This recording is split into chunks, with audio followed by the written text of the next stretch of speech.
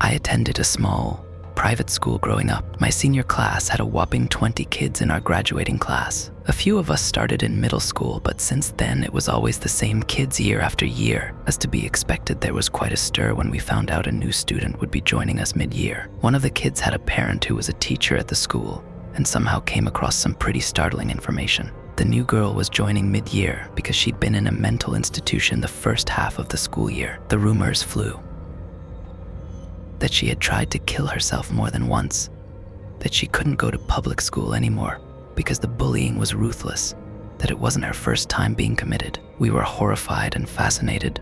Then she showed up and was every bit as weird as advertised. She was always blurting out totally inappropriate things. She would argue passionately with teachers with opinions that were utterly bizarre, like trying to disprove a math teacher by scribbling weird geometric shapes on the blackboard and pointing at them going, "See, D.O. you see." After the novelty wore off, as a class, she was completely ignored. For her birthday, she made the most beautiful handwritten birthday invitations. She'd rented a roller skating rink and invited everyone in the class. Her mom showed up with cupcakes and Tricia passed out her invitations during a study period. As I was leaving the room, I saw the other kids had all thrown theirs in the trash as they left. I held my invitation over the pile, but I couldn't do it. The attention to detail and the artistry she put into every single invitation broke my heart. I kept mine.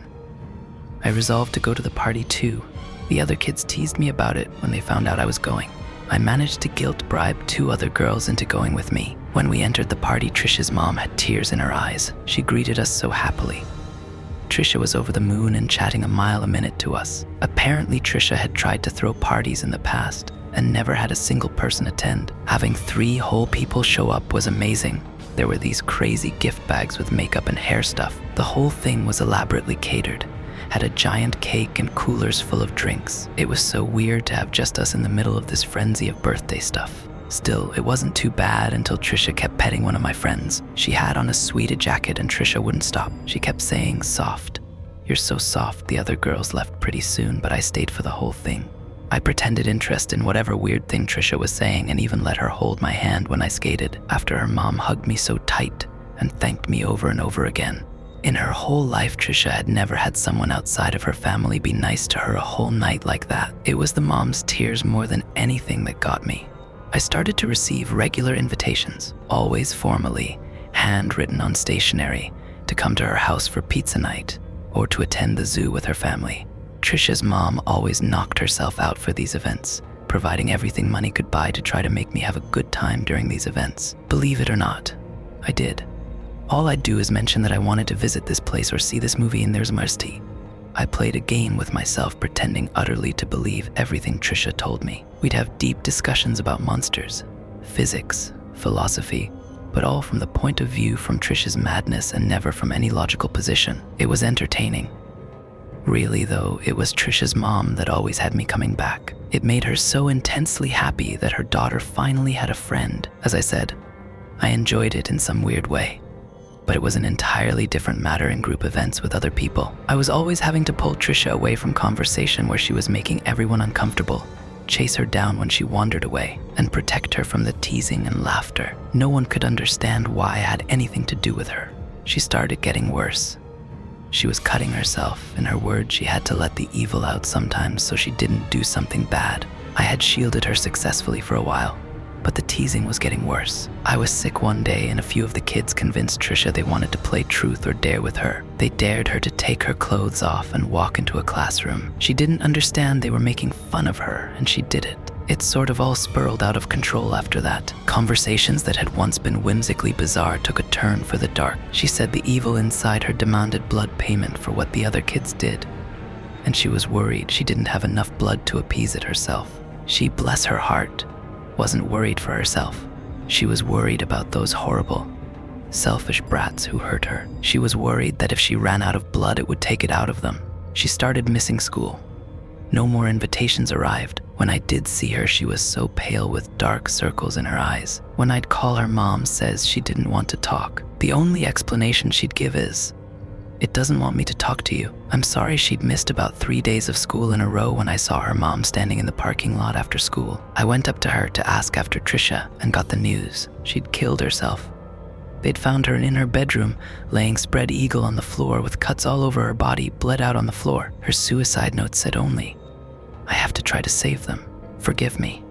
She didn't want me to find out from someone else was the explanation she gave for showing up, but I knew that wasn't why. I took her in my arms and told her over and over again, "It wasn't your fault," we both cried. Trisha's funeral, like her parties, was only attended by me and her parents, though the kids at school all pretended to care, crying with each other, playing sad songs at lunch dedicated to her. Not a one showed up though. I called Trisha's mom every week or so to check in. She always asked me about school, was happy for my successes, and groaned along with me at my complaints. Eventually she said she couldn't bear to live in the house and moved away. We fell out of touch. I heard from her for the first time last month. A package arrived from Texas, which I knew is where she had moved. There was a note that said, "This was Trisha's last wish, but I worry I'm doing the right thing by fulfilling it. If you don't want to open the box, don't. It's her journal. The day before she died, she made me promise to give it to you if any of your classmates died." It was just her usual talk, but I heard about Jill's death from a friend and I remembered that I promised her I would. Well, this surprised me. First, that Jill had died. It was summer now and I hadn't heard. I'd lost most of my friends at school by the time Trisha died. I just didn't feel like I was a part of them anymore. I called one person I was still vaguely friends with, and she told me that it was true. Jill had gone cliff diving with some of the kids from school. She was the last one to jump. Somehow she'd landed on a large rock none of them had seen.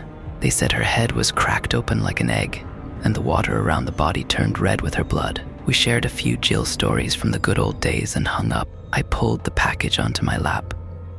I didn't want to open it. There was this weird feeling of dread. Did I want to know the last thoughts of Trisha before she'd done something so horrible? She had been my friend even if I couldn't always connect to her. Little wisps of memories, ... Trisha holding my arm, talking low and desperately about it, trying to warn me, trying to get help no one ever gave her. I shuddered and shoved the box under my bed. No, I didn't want to open it. School restarted senior year. Somehow I couldn't get up any enthusiasm. It was supposed to be the best year of my life. Right, Brett died last night. The school is abuzz with rumors that he was murdered in the woods behind school. None of the adults are telling us any details and the stories are getting wilder and wilder in absence of facts. My mind keeps returning to the package. I feel like this all means something one minute, and the next I dismiss it. Still, I feel this spatial awareness of it always, no matter what I'm doing. Even in my sleep, I sense its presence under my bed. Trisha haunts my dreams. Talking fast, worried, but I can't seem to understand her. Should I or shouldn't I open it? The question flits through my mind all day. What does she need to tell me? Knowing it, can I ever unknow it? First, I want to thank everyone for their kind words and encouragement. As many of you encouraged, I had to open it. I guess it was inevitable. I had to know what she said, even if I was almost entirely certain that I'd regret it. I opened the box. It was one of those wooden kind of boxes you could make in woodshop with flowers etched on top. It didn't have hinges or anything. The top just slid off. On the underside of the lid, weird symbols were carved in. The journal was just one of those little kids' diaries with a key. It had kittens on the front. Trisha never did quite mature up to the level of her peers. I remember once she asked me if I wanted to tongue kiss, and saying no was so awkward because I didn't even know why she was saying it, just totally out of the blue. She never dated or seemed to even express an interest in it. I began, of course, at the beginning. I'm going to try to type this as something that makes sense, but it didn't. I pieced together bits to sort of form a whole story about this thing she called the vengeful heart, but the journal didn't read in show, order or anything. There'd be a sentence or two mixed into other stuff. Some of the pages had bloody fingerprints while she detailed out her cutting. A lot of it was just her day-to-day life. One was simply an entry detailing out her disappointment that the cafeteria was out of chocolate milk and how much she hated white milk. For me, the best part of reading it was when she detailed out experiences we had together. Her version of events were so wildly different than what actually happened. There was a whole section about a unicorn that followed me around on a walk. I may not be the most observant person in the world, but I'm pretty sure I would have noticed a unicorn. That was the thing about it, the journal. It was terrible, her world, but it had beauty in it too. Mystery and excitement that left the real world feeling gray by comparison. Interspersed through the pages were symbols and shapes. She'd go over them again and again until they indented the page. I suppose you're not really interested in the little details I poured over, the little things that made me laugh, the parts that made me cry. It was the personal connection, probably, That made every single detail interesting to me. You want to hear about the vengeful heart? I don't think that was its name or anything, just the label Trisha gave it. The earliest entries had the most detail. Trisha was hospitalized young for the first time. The journal didn't give a specific age. She was put in some kind of specialized pediatric wing. Her roommate was a teenager. According to the girl, there was an evil inside her. The creature, ghost, spirit, demon was never specified, observed humans. Whatever cruelty they birthed into the world, the thing would take out a payment in blood. Trisha's roommate believed that it inhabited her because she had pressured and teased her friend into attending a party with her. Her friend hadn't wanted to. She was the shy, good girl type. Eventually, she gave in. She tried some kind of drug. The journal never specified what, and died. The girl had some kind of undiagnosed heart condition. Trisha's roommate said it entered her. It told her that her cruelty cost a life and it was going to take hers. I don't know how long they were roommates or when the next part happened, but Trisha was sure she could save her. They stole a disposable razor from the shower room and broke it open to get the blade out. They each slit their wrists and pressed them together. Trisha invited the thing inside her. The other girl was discharged soon after. It never gave any more details about her. The next time she goes back to the vengeful heart in the journal, she's saying that it talks to her. It tells her things. It whispers to her at night. Whenever she sees an act of cruelty, the thing would get stronger, demanding its payment. It would torment her, telling her to stop fighting it, that they deserved it. She never gave in though.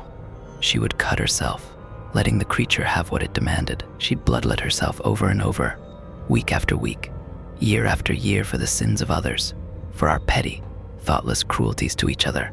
Her journal wasn't a complaint. What shined through was her incredible empathy, forgiving each person their cruelty even as she paid for it. Her last entries talked about the truth or dare incident. The thing demanded payment from her classmates for humiliating her that way. It said this wasn't their first cruelty, and it wouldn't be their last. They'd done something, those four, that was so much worse. It didn't say what. Trisha was worried that she could never bleed enough to cover whatever this sin was. She was determined to try though. She'd bleed it all if that's what it cost. On the inside of the back cover, written on the cardboard, was a note to me. It said that I was the only one who ever believed her. It said that I had to be extra careful. For some reason, the thing hated me. She said that it used to make her do things stupid or humiliating around me to try to tempt me to cruelty. I never did, not in its eyesight, but it was sure that it was inside me, the potential for great cruelty. Now that it wasn't bound inside her body anymore, it could watch wherever it wanted. She told me if I was in danger, I should use the symbols. Everything was in the divine geometry that I needed to know. She said it couldn't read it. Well, that makes two of us because I have no idea what those symbols mean. I barely passed regular human geometry. I don't know how I'm expected to understand divine geometry. On the bright side, I wasn't possessed or anything. It was just a diary, albeit a weird one. The feeling I'm left with is regret. Trisha thought I believed her, but I didn't. Not one word, not one time. I mean, it's one thing if an otherwise rational person talks to you about spirits or whatever. Whether or not you believe, you would listen. Try to help them. Everything Trisha said was full on nuts though. She had opinions about all the way things are. Divine geometry, alien subliminal messaging, and every flavor out of the crazy handbook. She was sweet though. So fucking sweet. Even if it was all in her head, would you have been willing to bleed for the sins of your enemies? The police released a statement.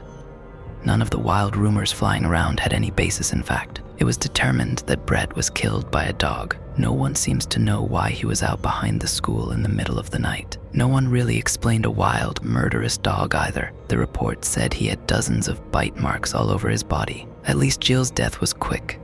Yikes, that sounds like a horrible way to die. He was never my favorite person, but still, you don't wish that on anyone. I've spent most of the day trying to figure out those symbols. You guys gave me lots of amazing avenues of research. Who knew that so many different cultures and religions involve geometry in their practices? Maybe I should have paid better attention in class. After a few hours though, I was getting a headache. I'd read the journal over and over and stared at my computer screen until my eyes felt like they were crossing. I had to get out of the house for a while. I decided to check on Kelly and Matt, the other two of my classmates who participated in the truth or dare game with Trisha. I drove to Matt's house first. I sat parked across the street and watched his house. Yeah, I know that sounds creepy, but I wasn't stalking him or anything. I just realized once I got there that I had no plan. Just knock on the door and say, "Hey, just checking to see if an evil it had eaten off your face yet. By the way, have you noticed any supernatural things going on that perhaps involve geometry? Wait. Don't close the door in my face. One last question.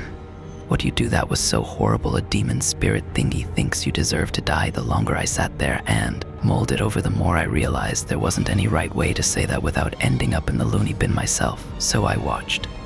Just when I'd convinced myself that someone was going to call the cops if I sat there any longer, I saw movement towards the side of the house. I saw a shadowy figure exit out the side gate and walk towards me. As he got nearer, I saw it was Matt. He didn't even look at my car and walked past. I got out of my car and followed him, catching up quickly. He startled when I touched him, whirling around. He was holding a shovel. That was weird. I told him I showed up to talk to him and saw him walking. I didn't mention the sitting in front of his house for an hour, of course. He just stared at me for a moment, waiting. Finally, he said, "What did you want to talk to me about?" That question I still hadn't come up with a suitable answer to. I just shrugged. I thought we could hang out. It sounded lame to my own ears. It's not like we were friends. We didn't even run in the same crowd. "Look, Andrea, I'm busy," he said. His lips were sort of tight and his lips thinned, and he tacked on, "Maybe another night." "Yeah, sure," I said, and just watched him walk off, shovel in hand. Clearly, I'd make an excellent detective. There is this fear that lives inside of, even in poor, broken Trisha, that desperately tries to stop us from looking stupid in front of other people. I never even asked a question. I walked back to my car and got in, but I didn't go home. My classmates are dying. Jill and Brett are already gone, and here Matt is acting strangely, out to do a little midnight gardening. Why the shovel? Was he in danger? Was he the danger? What, if anything, did Trisha have to do with any of this? I decided to go to our school. Brett was out there before he died. Maybe there was some answers. Matt only lived a few blocks away. Maybe that's where he was heading. I parked in the otherwise empty lot and walked around the school to head into the patch of woods behind it. This all seemed like an excellent idea to the me who was sitting in a nice, warm car in a well-lit parking lot. It seemed less so when I was in the woods. I didn't think to bring a flashlight. All I had was my phone. I pointed it out at the grounds in front of me, but I still kept stumbling. It was cold too. I wasn't going to freeze to death or anything, but it was still uncomfortable. I walked for about 10 minutes when I seemed to remember finally that there was a very pissed off dog on the loose that apparently liked to eat teenagers. This was stupid. I turned around to head back. I walked for a little longer and almost crashed into a big, fallen tree. A trace of worry grew into something more substantial. I didn't pass a big, fallen tree on the way into the woods. Which direction was I going in? I turned, hoping that was the right way, and walked longer. 10 minutes turned into 20, then into an hour. I had no idea which direction the school was in. I was starting to get scared. I decided to call my dad to come and find me. I'd get in trouble, but at least I'd get out of these god-forsaken woods. My phone, which was doubling as my flashlight, was almost dead at this point. I dialed my home number and waited. There was no ringing on the other line, no one answering it, but the call looked connected. I watched the time of the call, and it went on and nothing. I canceled it and tried again. Same thing. "Andrea," I heard a voice call in a sing-song tone. I just about screamed bloody murder before I realized it was Matt's voice. "Where are you?" "I'm completely fucking lost," I called back to him. "Don't worry, I'm almost there," he said in silken tones. I heard him then, walking closer. There was this sort of twanging sound when he'd hit the shovel against something on the ground as he walked forward. "Do you know the way out?" I asked, hopefully. Even if he didn't, it was marginally better to be lost with someone else than by yourself. Only one of is allowed to get out. It's going to be me. "I'm sorry, I really am." He didn't sound sorry. Not one bit. He sounded amused. He said it was you or me, girl. He said it was going to be one or the other. He raised the shovel over his head. Okay, maybe I'm a coward, but I just turned and ran, fast. I kept falling. My hands and arms are all scratched up. I don't even know if he's chasing me at this point. The only thing I can hear are my gasps for breath and my heart beating so loud it sounds like an ocean in my ears. I run until I'm exhausted. My tears feel ice cold on my hot cheeks. My phone barely makes any light. The battery has gone low enough that the screen barely lights up. I hear some crashing sounds. I don't even know what direction I'm supposed to be running in. I have to stop though. My calves feel like they are on fire. I lean against a tree. It seems brighter there. Maybe because the tree is white. I'm trying to breathe slow to be quieter, but my lungs keep demanding more air.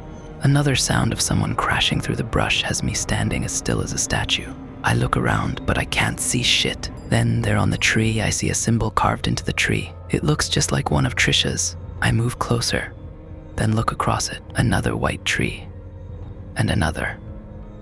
They form a sort of vague triangle with each other. Each is the same kind of white tree. One symbol for each tree. I recognize them from Trisha's journal, the 3 in sequence. I duck down in the middle of them, turn off my phone, and just stay still. I hear sounds in the forest. A dog barking, voices, people moving around. I just stay hunched down and close my eyes in the middle of the trees. After what felt like eternity, but probably wasn't, the forest gets quiet again. When I wait and they don't resume, I finally decide to try again. I don't know what direction I picked or why, but I was back in the school parking lot no more than 8 minutes later. For all I know, I ran in circles the whole time. I drove home, locked my doors and windows, and snuck to my bedroom. It was so scary, but now I'm starting to feel stupid. Matt was playing a joke. Teenage boys and their sense of humors were notoriously bad. I just ran around in the woods, freaking out for nothing. It's not like my classmate was an axe murderer. He played soccer for Christ's sake. I don't know why I thought I could play detective. I should probably stick to Googling things to get information. I don't know how I even managed to get up for school today. My alarm felt like it went off about 3 seconds after I closed my eyes. First period, the whole school was sent to the gym instead. There was an assembly talking about our grief, providing counselors we could talk to privately. There is even a memorial garden in the works for our dearly departed schoolmates. It made me angry for some reason. Last year, Trisha got a couple sad songs played at lunch and the school didn't offer anything. No one came to her funeral.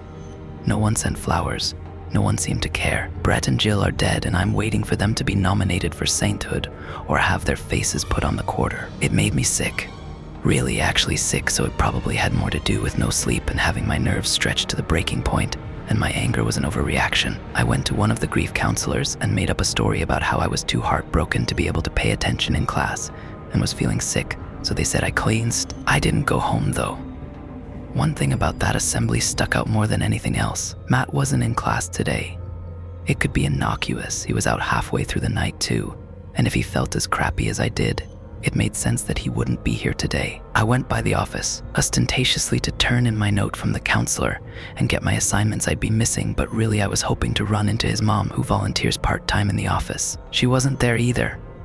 I left and drove by his house. There was a police car in their driveway. I didn't stop. I parked the car and decided to call Trisha's mom. We chatted for a few moments in basic small talk. How she liked the move. Did she enjoy working after so many years at home? How was the weather in Texas? Some of you had asked about this, so I decided to ask about Trisha's diagnosis. At a very young age, 6, Trisha was diagnosed with Asperger's syndrome. She had that diagnosis for years. According to her mom, they didn't feel that local doctors were helpful, and she took her to a special facility in New York that specialized in autism behavioral therapy. Those doctors said she didn't have Asperger's at all. They recommended a pediatric psychiatrist who specialized in adolescent personality disorders. She saw him for a few months, and he diagnosed her with something called schizotypal personality disorder in her early teens. That diagnosis stuck. The medication he prescribed helped, but she wouldn't take it. One of her hospitalizations was for drastic weight loss and malnutrition from forcing herself to vomit over and over trying to get the pills out. She believed that if she couldn't see, then people would get hurt. The pills stopped her from being able to see. I asked about the symbols. She said she blamed her mother for that. Trisha was going through such torment that in an attempt to help, her grandmother had introduced her to some kind of magic. She taught Trisha warding magic through use of geometric symbols to help her combat the evil. Her grandmother thought about it like giving a child a special magic flashlight that kills monsters under the bed. Just a way for Trisha to psychologically calm herself and make her feel safe. Trisha latched onto it with her usual obsessiveness. The ones her grandmother showed her were just a stepping stone. She eventually found what she called divine geometry, shapes that contained perfect, divine proportions that evil couldn't bear to cross them or confront them. It was clear that she just believed her daughter was sick, and I didn't push the conversation any further. We talked a little longer about some nice memories with Trisha, and then hung up. I decided to go back and try to find those trees since it was broad daylight and I wasn't expected to be anywhere else. I brought the tire iron from my trunk. I felt ridiculous with it, but I didn't have many choices in the weapon category. The woods seemed so much smaller than my perception of them the night before. I didn't understand how I could have gotten so lost. It wasn't a jungle, just a couple acres of undeveloped land. It was hedged around each side by a housing development, a park, the school, and the graveyard. I found the trees pretty easily. At least I hadn't imagined that. The symbols were clear as day on the trees. In the daylight, I could see that someone had laid a thick ring of salt around the trees in a circle. In between the trees, the ground was all tore up like someone had been digging there. I used my tire iron to try and see if anything was under there. It wasn't the best digging implement, but I didn't have to go far. Buried a few inches was a box. It looked kind of like Trisha's journal box, except more elaborate. There were those 3 symbols carved in over and over and over again in neat, perfect rows. The inside, the outside, the sides, top and bottom, all of it covered. Inside the box was a crystal. It was sort of white, sort of clear. A hole had been drilled halfway into it. I knew without a doubt that Trisha had done all this. Was this box what had sent Brett and Matt out here in the middle of the night after Jill's death? Why did they want it? I buried it back where I found it and carried over some dead leaves to hide the fact that I had dug there. I went back to my car without getting lost at all. I called my mom at work and told her that the grief counselor sent me home for the day and that I wasn't feeling well. I went home and went to sleep for a while. It was the first real sleep I've gotten in days, and now I wonder if it'll be my last. My mom woke me up for dinner. After eating, I went upstairs to try and research ritual magic and geometry. A few hours into stumbling through the internet in search of information, and my phone rang. I didn't recognize the number, but I answered it. Hello. The voice on the other end was raspy but recognizably Matt's. Bitch, you fucking bitch. Where is it? I know you know. Tell me, heavy breathing for a moment. Then, meddlesome cunt. Bitch. Tell me where are you, I asked, trying to keep my voice calm even if my heart rate wasn't. There was a gagging sound, wet, phlegmy in the sound of him spitting. Bitch, he said angrily. Then a whimper. Oh God, Andrea, please help me. It says it's going to kill me if I don't find it. I'm bleeding. I'm hurt. Please, a pained, choking sound after this. Then do you have any idea what you're doing, you little, pathetic child? Give it to me. I hung up and quickly turned off my phone. I sat there shaking. Tears kept spilling over and I couldn't even tell anymore if they were from fear or from Matt. That part in the middle, his cracked, tortured voice haunted me more than the threats and profanity. I didn't know if I should tell someone, maybe the cops. What would I say? Just as my parents were getting ready for bed, I heard the phone ring for our landline and my mom's voice answering it. Andrea, she called. It's for you. Keep it short. It's late. I went downstairs and answered it. As soon as I said hello, I heard the click from upstairs of my mom hanging up her end. One chance. I'm going to give you one chance, raspy, hollow sounding, but once again recognizably Matt. Tell me where it is, and I'll leave you alone, forever. The others are mine. They belong to me. There is nothing you can do about it. Nothing you can do to help them. You can help yourself, though. Tell me what that crazy bitch did to try and trap me. Tell me where she hid it, and you'll be free of me forever. I closed my eyes. I couldn't get words out. It felt like something lodged in my throat. The silence between us stretched on, probably only for a few seconds, but it felt longer. I have to think about it, I said, and hung up. Then I unplugged the phone. I went back to my room and waited until my parents were asleep, then snuck into their room and unplugged their phone. I tried to do more research, but I can't concentrate. I haven't even started on my pile of assignments I'm supposed to turn in when I go back to school tomorrow. I don't know what to do. I feel like crazy has suddenly become infectious and spread to both me and Matt. There is someone outside my house. I keep hearing a scratch, then clang. The sound of the shovel dragging across the ground, then hitting something. Scratch, clang. Then it gets quieter, like it's moving away. Then silence. Then it all starts again. Scratch, clang. I think he's circling my house over and over. I'm scrawling out those symbols on post-it notes as fast as I can make them, but it's hard. Mine are sloppy. Not the clear, strong lines of Trisha's. Concentrate. I get a few good ones. I listen for the sound and then stick them up around my house wherever the sound isn't. I feel crazy. Either I am or the world is. I'm hoping it's me. That's more comforting. I paper all the doors and windows with my little post-its of protection. Now I'm sitting here in the dark typing this to you. I want the light badly, but I don't want Matt to know which room I'm in. I'm so afraid. I don't know what to do. Please tell me. Should I tell someone? Should I just give him the box and crystal? That was the longest night of my life.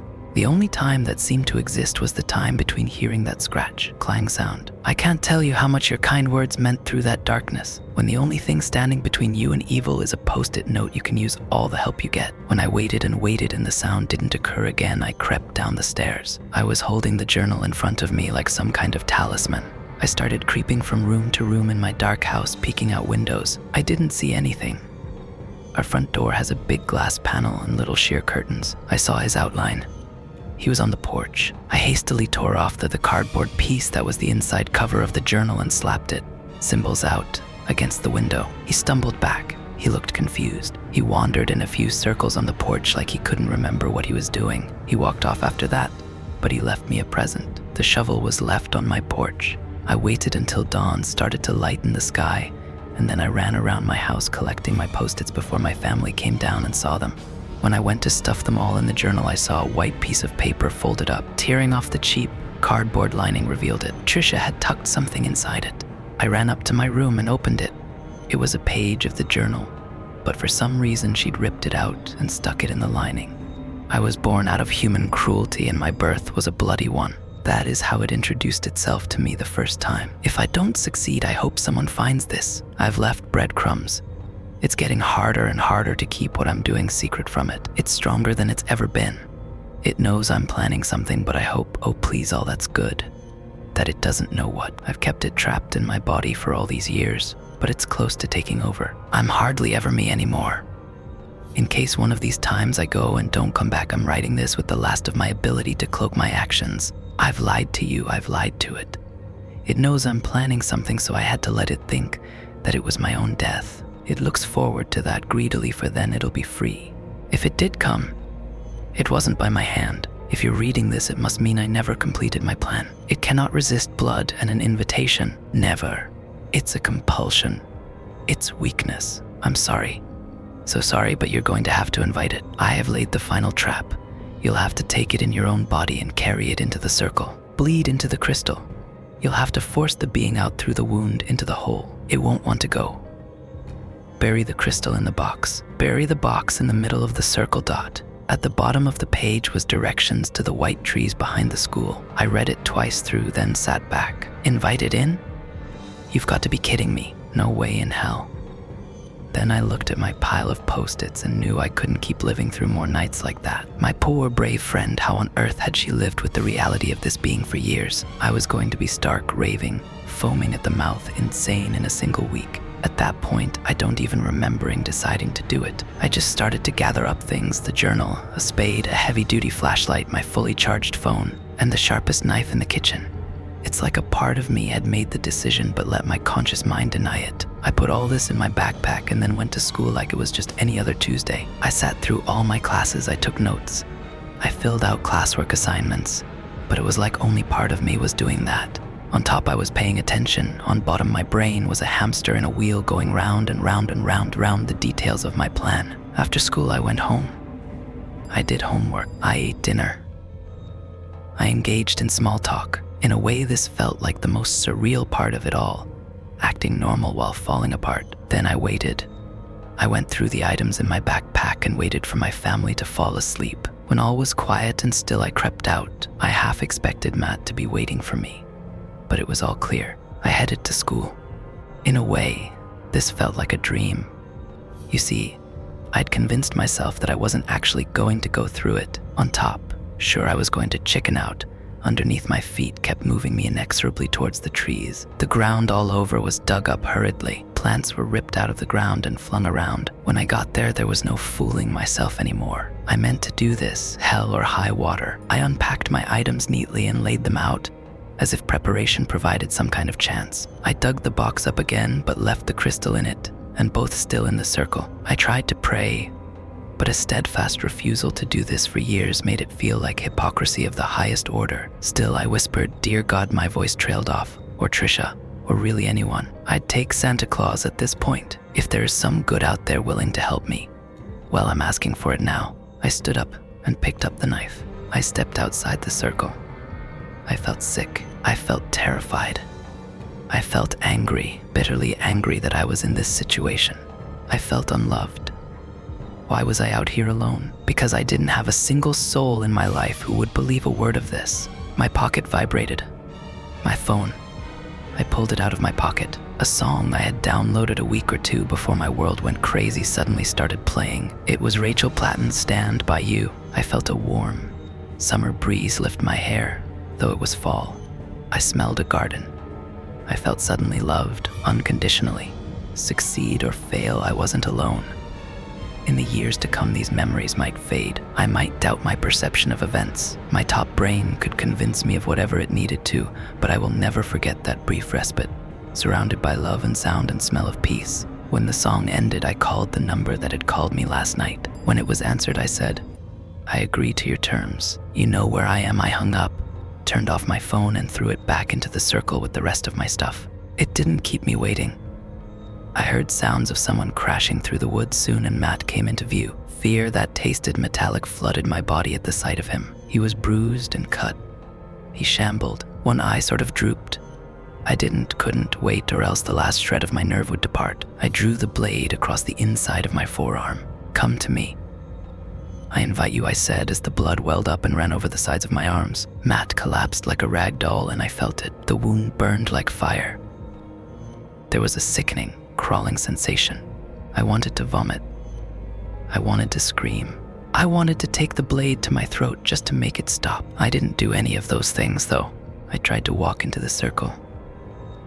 It was all wrong. My legs felt tingly, and I staggered like a drunk to the ring.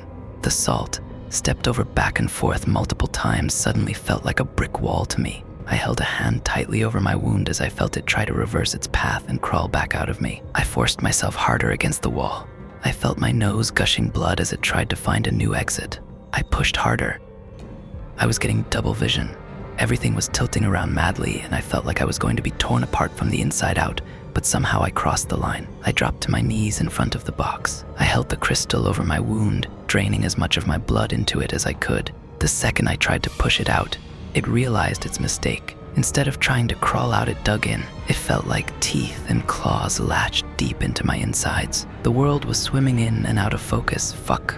I was going to faint. I felt it spreading, filling me, digging in its little hooks. The harder I pushed, the worse I felt. I grayed out for a second, but then I felt that warmth again. A bird was chirping somewhere.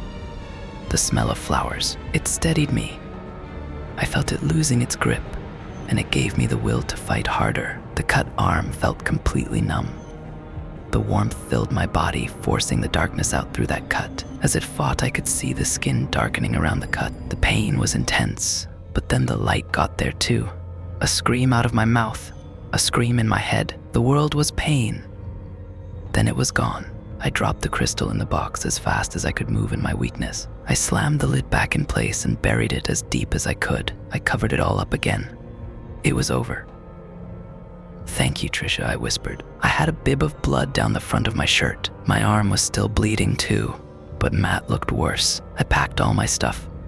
I tried to help Matt back to my car, but he was barely conscious. We only made it a short way, and I was forced to call an ambulance. They took him to the hospital, but EMTs just treated me on the scene. They called my parents. I'm grounded for a month. I told them I was out there looking for Matt, and my cut and bloody nose came from falling. I have no idea what his story is going to be. If you're ever in a little patch of woods in Ohio, between a school and a graveyard, don't be afraid. Great evil may live there, but it's nothing its very special guardian can't handle.